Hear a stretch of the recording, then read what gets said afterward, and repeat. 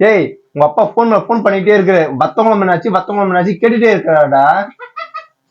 ஐயோ ஐயோ, நான் வத்த குழம்பு வச்சாலே எங்க அப்பாவுக்கு தூக்கமே வராதுங்க. என் குழம்ப வாங்கி சாப்பிட்டாதான் அவங்களுக்கு திருப்தியே ஆகும். அப்படின்னா உங்க வத்த குழம்பு ஸ்பெஷலா இருக்கு. இங்க பாருங்க, இங்க வாங்க.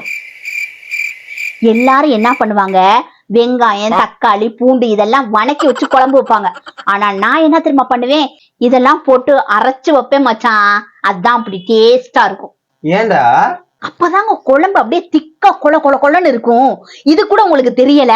அப்படியே குழம்ப பார்க்கும்போது என்ன அப்படியே மேல மிதக்கணும், அப்படியே வாயில எச்சி ஊறணும் மச்சான். இது கூட தெரியாம இருக்கிறீங்க என்ன? போங்க. எதுக்கு? உனக்கு காரி துப்பத்துக்கா? இந்த குசும்புக்கு ஒண்ணு குறைச்சல் இல்லை. வக்கீலனாலும் வக்கானையா பேசுவீங்க.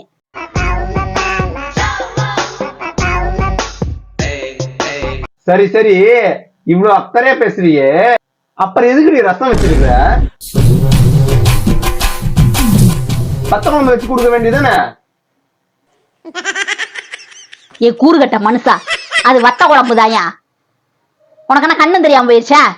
நல்ல பாரு எப்படி என்ன மிதக்குதா.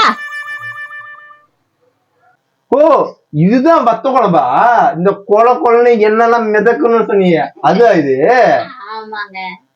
நீ மட்டும் யூடியூப் சேனல்ல சமையல் வீடியோ போட்டேன்னு வச்சுக்கோ, வியூஸ் பிச்சுக்கிட்டு போகும்.